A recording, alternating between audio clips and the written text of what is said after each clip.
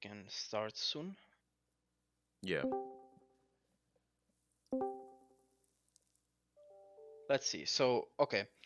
So today we'll be discussing the closed beta, the application, the packs, the mints, and everything like that. So I'll just start. The closed beta is almost here. And remind me if I'm wrong, African, we chose Monday or Monday, for the correct. launch? Yeah, for Yes. the closed So, beta. so this Monday, we'll be launching the closed beta. Now for the application, everyone who owns either a Draco or an Eros is gonna be the first in. So all of the 271 club and Eros owners are automatically applicable for the beta. Still, we are gonna have an application out for everyone else that can join down the road, and also for Eros and 271 club, just so they fill in some details. Now the game is basically done. Everything works. For the closed beta, we're gonna have approximately 120 cards. That means that on open beta, which is gonna be our release, we're gonna have around 300 cards, right? So also for the closed beta, you are not gonna have limitations. Now, what that means is you're not gonna be using the NFTs that you own. You're gonna have virtual access to everything. That's very important because we need to test the whole game out, right? So you're gonna be having access to every card. You're gonna be able to create your own deck and then play the game. That's so we can test everything correctly, and we leave no cards untested. Um, okay, African, do you want to add anything onto that? Only thing I want to add is with respect to what was it? I believe it was the what was it? No, I Close think beta is going to get me so addicted. I Yeah, think it was I that's a think it was perk. just the actual number of cards, but nah, it wasn't anything. I'll jump in Yeah, quickly then. Yep. So for the 271 club versus Eros, with Eros we have your wallet addresses, so it's easy to implement. If you're in the 271 club though, make sure you fill out the application well and you include your wallet address because we don't have that like waitlisted, so to speak, right now. exactly. And we're gonna have an application out tomorrow. So tomorrow we're gonna post an announcement, and we're gonna give this application out to everyone.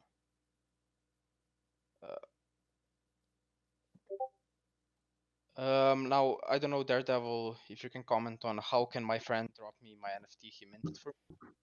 Yeah, so right now our front end developer is preoccupied with getting the beta launched, but once that's up, you should be able to finish that pretty easily. So we'll have that up soon. Yeah, it'll Yeah, be so a way for you to send your Eroses and Dracos to another wallet. and that doesn't mean that everyone who doesn't own an NFT yet is not gonna be able to play test it. Just for the very start, we're choosing a smaller number of people to play test it so we can scale it up correctly, right? So down the road, you guys are gonna be able to test it as well. Let's see. Okay, so for the packs, do you want to talk about that, Daredevil? Yeah, sure. So we're going to have 4 packs to start with, which are going to have slightly higher prices than in game. That might sound counterintuitive for a pre-sale, but we're going to be giving better odds of getting better cards, essentially. So the 4 packs are going to have prices of $200 for the most expensive, followed by $100, $50, and $25.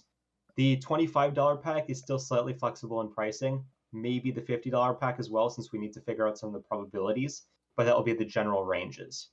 So basically, you guys will be able to buy the packs as their own separate entities, and then you'll be able to trade the packs for 5 cards when you wish to. So you could do that now, or theoretically, you could do that in the future as well. These will Exactly, and basically be the Gen Zeros. So Gen 1s will launch in game and will require our token. These will be bought outside the game and will just use 1. exactly, and as we promised, the lower tier packs are very cheap, while you can go up all the way to 200 if you want to spend that much. So there is a lot of flexibility there for new players or for people who are collectors, or just want to have better cards, right? So we're not doing the tiers, like silver, gold, legendary. But how the packs work is that the better pack you have, the higher your chances of getting better cards, and that chances are all going to be specified on the actual pack, right? So, for example, let's say that you buy the cheapest pack, right? Now the chances of you getting a legendary are going to be very low. Now, if you buy a pack, the most expensive pack, your chances are going to be good, and those chances are going to be all specified, of course. Like I said. Is there a plan to have some type of token emission structure for stakers or landowners or something of that sort? Daredevil, you may add. Yeah, like to so answer. we're not implementing that in the beginning because we want to focus on the gameplay itself. In the future, when we might be adding liquidity mining and stuff like that, also depending on the decks we go with, and all it's going to depend on a lot of things in the future. Right now, we're focusing on the gameplay itself, though, because there's a lot of things we can add to make the token more functional. Yeah, and also, wouldn't that be pay to win? No thought, but $200 for a pack 4 cards is a bit heavy. Well, no, because and I'm sure you guys gonna be seeing that as soon as you get to play the open beta. It's very strategic focused, so you guys are gonna be able to beat your opponent if you're good at the game instead of just having better cards.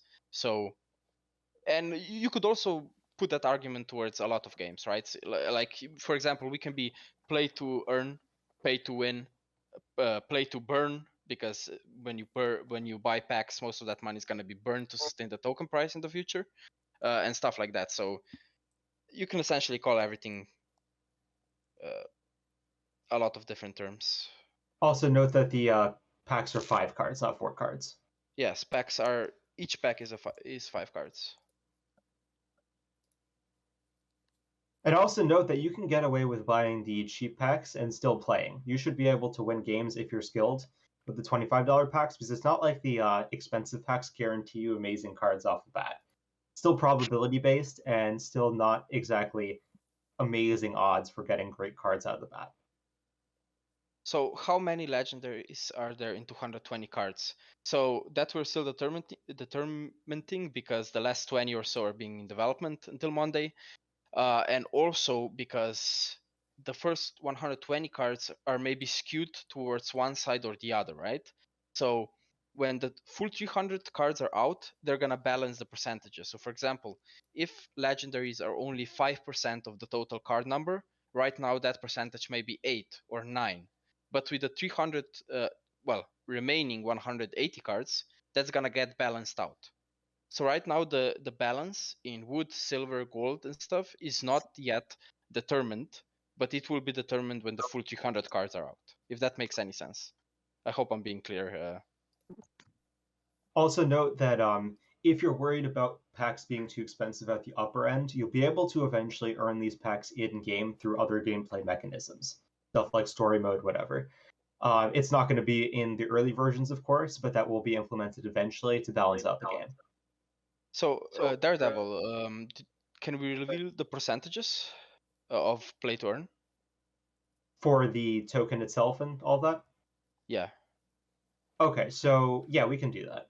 So for the token and the packs, the initial burns are going to be much higher than we're hoping to achieve later because it's hard to balance out when we have fewer players. So when we launch the token initially, it's going to have a 2.5% developer tax, so we can continue progress, and a 7.5% burn. We'll be decreasing this burn down to 2.5% over time as we increase the number of players. In the beginning, the packs that are bought with our tokens will be 100% burn. We're hoping to decrease that a bit over time as well, so we have more of a developer fund to continue this. So essentially, whenever someone buys a pack or buys an NFT, 100% of that is gonna get burned. So no development fund for us, nothing like that. It's just used as a balancing mechanism to counteract the inflation that occurs when tokens are minted to supply the people who play the game with funds. So it's actually a balance, right? The burn and the inflation balances itself out, and it's actually deflationary over time. Yeah, so for the first 1,000 and 5,000 members, there's going to be a small amount of inflation, most likely. We'll be adjusting periodically to make sure things don't get too out of hand. Once we reach 10,000 players, we're actually going to have to adjust to make sure we're not too deflationary. That's the point at which everything balances out naturally. Exactly, yeah. Let's see.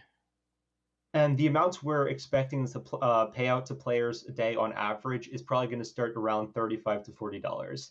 Of course, want to increase this over time, and that's not including NFT sales. So if you buy packs, which we do believe is going to be the most profitable strategy, then the amount of profit you can make depends on your marketplace aspirations. So tabletop, the cheapest pack, which is still flexible, right, is $25. Well, dollars. Can you talk about some of your inspirations for the game so we can draw correlations of what to expect with Ender's Gate?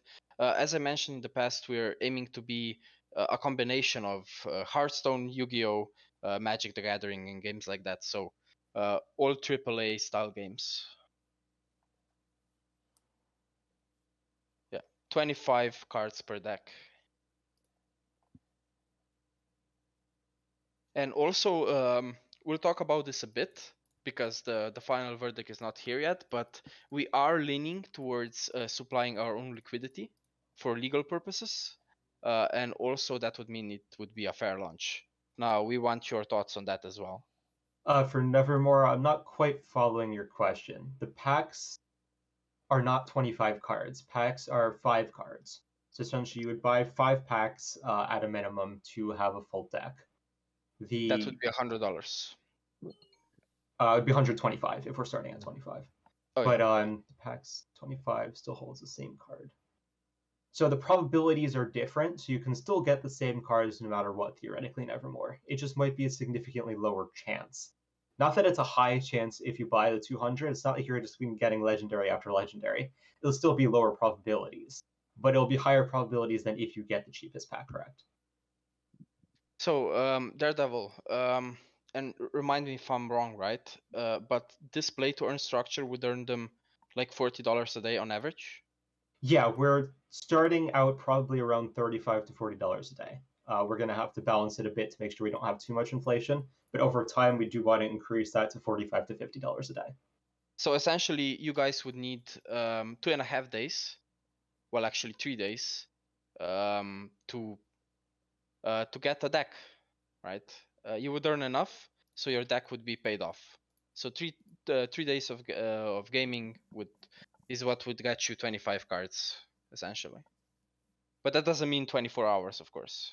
Yeah, and this is also on average. So if you are a active player and if you're a higher elo player, you'll be able to make more money. So on average, what people would be able to earn at the start, so what we're starting at is like $35, right? But of course, if you're good, you would be earning more, and if you're not good, you'd be earning less.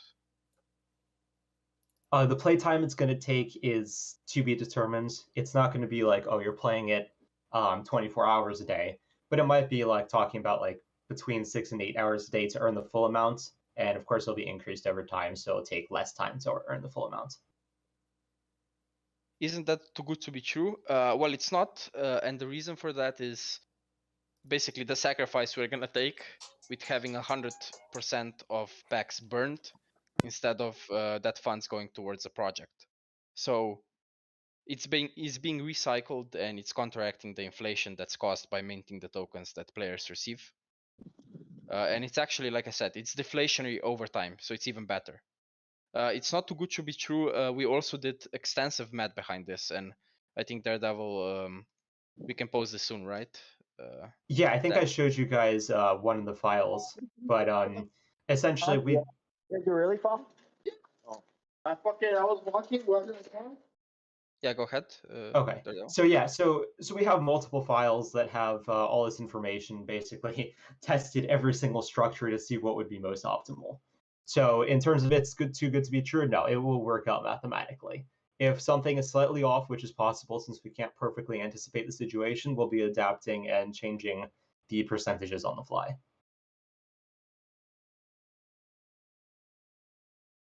The player will be paid out in the native token, yes. Yes. Yeah. So the native token is gonna be Ender's Gate, and I think I maybe missed it or you guys haven't heard